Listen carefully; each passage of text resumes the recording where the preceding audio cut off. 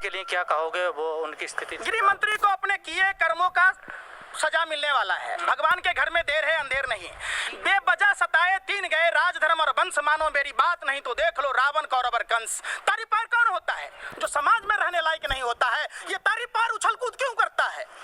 क्यों अपने ही देश में अमन भाईचारा लुटाने का काम करता है? ये तारी पार किस तरीके का?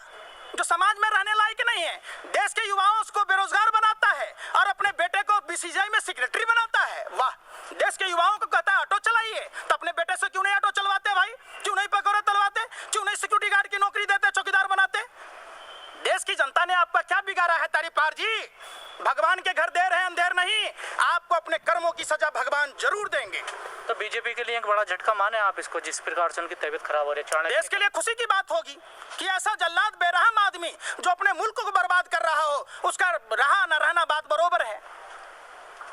बात बरोबर कैसे होता? कैसे नहीं है? देश के माने आप कहते हैं और जिंदा रहे और लोगों का शोषण करे, जाति के नाम पर, धर्म के नाम पर, भाषा के नाम पर, प्रांत के नाम पर, और देश लूटता रहे। आपको नहीं दिख रहा कि देश में तमाम संपत्तियों को इन लोगों ने निजीकरण कर दिया? 10 रुपया किसी को कोई नहीं देता है, तो भाजपा वालों को चुनावी फंड में जो चंदा देता है, इनका रिश्तेदार लगता है का? बताइए ना।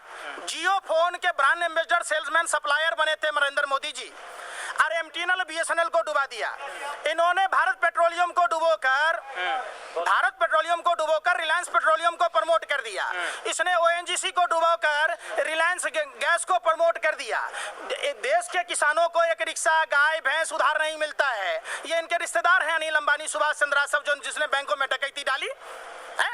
कौन है? विजय माल्या, नीरव मोदी, मेहुल चौकसी वगैरह, ये सब पार्टी फंड में चंदा दिए। इलेक्ट्रल बॉन्ड पर भाजपा को स्थिति स्पष्ट करना चाहिए। पीएम केयर फंड का हिसाब देना चाहिए। जो लोग 70 साल से की हिसाब मांग रहे थे, वो पीएम केयर फंड का हिसाब नहीं दे पा रहे, वो देश को संभाल नहीं पा रहे। प्रधानमंत्री जी से न लुआई संभली, न घर संभला, न देश की सरहद संभली। प्रधानमंत्री जी हाथ जोड़कर विनती है, आप देश प्रधानमंत्री पद से इस्तीफा दे दीजिए। लेकिन योगी जी एक स्पेशल फोर्स बना रहे हैं, उसे कैसे देख रहे हैं? प्राइवेट फोर्स है। क्या प्राइवेट फोर्स होता है? क्या होता है बताइए ना, क्या प्राइवेट फोर्स बना रहे हैं? वो किसी को कुलदीप सेंगर जैसा आदमी बलात्कार करता रहे, पीड़िता के पूरे परिवार को मरवा दे।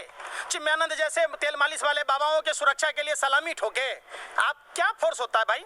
नहीं, उसको अधिकार दिया जा रहा है कि वो किसी को गिरफ्तार कर सकते। योगी आदित्यनाथ के बाप का है देश, कि ये देश सभी जाति सभी धर्म के लोगों का है। ये बाबा साहब अंबेडकर के संविधान से देश चलेगा। ये भाजपा आरएसएस के नेताओं के बाप की बपौती नहीं है, जो चाहेंगे अपने मुंह या मिट्ठू। तो आप उसको गलत मानते हैं? बिल्कुल गलत है। बाबा साहब अंबेडकर का संविधान कहता है, समतामूलक राष्ट्र की बात करता है, विचारों की अभिव्यक्ति की बात करता है, धर्मनिरपेक्ष राष्ट्र की बात करता है, यहाँ धर्म की आजादी, बोलने की आजादी, खाने पीने की आजादी की बात करता है। कौन है योगी आदित्यनाथ? इसको आप लोग योगी कहते हैं, ढोंगी है। योगी वो होता है जो संन्यास लेता है, जो धर्म में विश्वास रखता है। योगी वो होता है जो भगवान की सेवा करता है सांसारिक सुखों को छोड़कर। ये वो लोग हैं जो मंदिर में भगवान की सेवा छोड़कर, ये भगवान के नाम पर भगवा वस्त्र पहनकर देश लूटने में लगे हैं। ऐसे लोगों को अगर आप लोग योगी कहेंगे तो धर्म शर्मा जाएगा। आप लोग ऐसे धर्म को बदनाम मत कीजिए। हम युवा जब मचलते हैं तो तूफान मचल जाते हैं। हम युवा को बदलने की कोशिश मत करो भाई।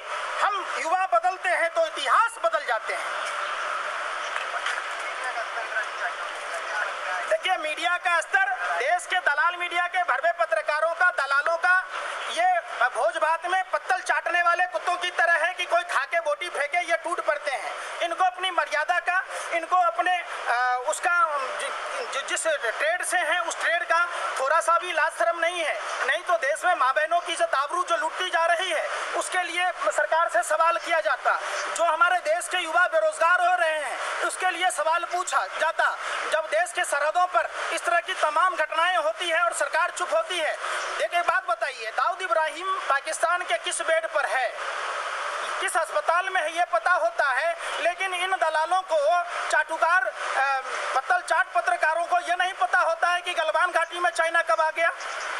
ये नहीं पता होता है। सरकार से सवाल पूछने की हिम्मत नहीं है इन पत्रकारों को।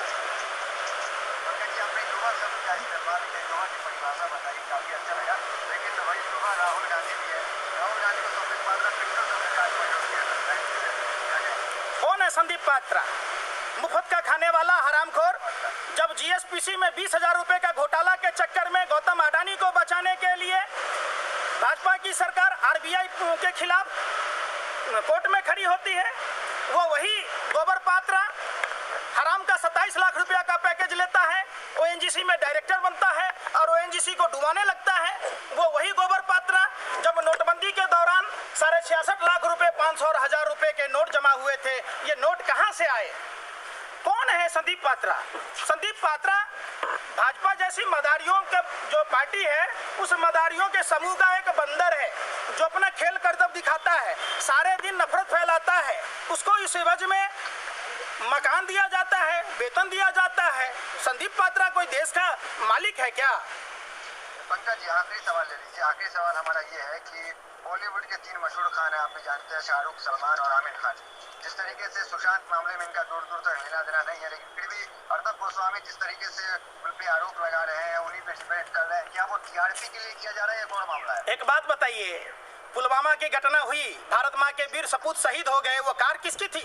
जिसमें 300 किलो आरडीएक्स था, उसकी चिंता नहीं है आप लोगों को? उसकी कोई चिंता नहीं है।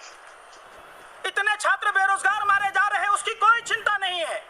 देश के मजदूर पैदल चलने को मजबूर थे, उनकी हवाई चप्पल तक छीन ली गई, कोई बैल बन के चल रहा था। आपको उसकी चिंता नहीं है। उसकी गिनती न सरकार को है, न देश के मीडिया के पत्रकारों को है। वाह, जेएनयू में, जामिया में कितने कंडोम प्रयोग होते हैं, उसकी गिनती हो जाती है, लेकिन देश के मजदूरों के बारे में चिंता नहीं है। देश में कितने लोगों की हत्या हुई, बलात्कार हुए, अपहरण हुए, उसकी कोई चिंता नहीं। मजदूरों की बात की, बिहार में चुनाव है, क्या वो मजदूर वो अपना दुख दर्द याद रहेगा या भूल जाएंगे चुनाव के बाद? कैसे भूल जाएंगे? वो दिन भूलेंगे जो 55 डिग्री सेल्सियस में पैदल नंगे पांव चल रहे थे, जो दाने दाने को मोहताज थे। प्रधानमंत्री जी और उनकी पूरी पार्टी के लोग व्यापम घोटाला वाले आटा चोर कंस मामा की सरकार बनाने में मशगूल थे। 23 मार्च तक इन्होंने कोरोना शब्द का जिक्र नहीं किया। जब राहुल गांधी जी सवाल पूछ रहे थे तो नरेंद्र मोदी जी लिट्टी चोखा कर बिहारियों को अपमान कर रहे थे। बिहार की जनता को नरेंद्र मोदी जी भिखारी समझते, कहते हैं छठ पूजा तक भाइयों एवं बहनों 5 किलो गेहूं 1 किलो चना देंगे। नरेंद्र मोदी जी, बिहार क्रांतिकारियों की धरती है, बिहार देवताओं की धरती है। कैसे आदमी सवाल भूल सकता है? जो प्रधानमंत्री जी ने 20 लाख हजार करोड़ रुपए का पैकेज की घोषणा की थी, उसमें 20 रुपए भी उन मजदूरों को नहीं मिला। जो उन्होंने 1.25 लाख करोड़ रुपए की बोली लगा के आए थे, ये घोषणावीर प्रधानमंत्री, सिलेंडर प्रधानमंत्री, फेल्योर प्रधानमंत्री, आधुनिक भारत के जयचंद प्रधानमंत्री, निकम्मे निकारे निठल्ले प्रधानमंत्री। जो प्रधानमंत्री खुद कंफ्यूज है कि हम मुंह से बोल रहे हैं कि कहां से बोल रहे हैं, कंफ्यूज प्रधानमंत्री हैं। ऐसे प्रधानमंत्री को अपने बात का भरोसा नहीं है तो प्रधानमंत्री के क्या भरोसा है?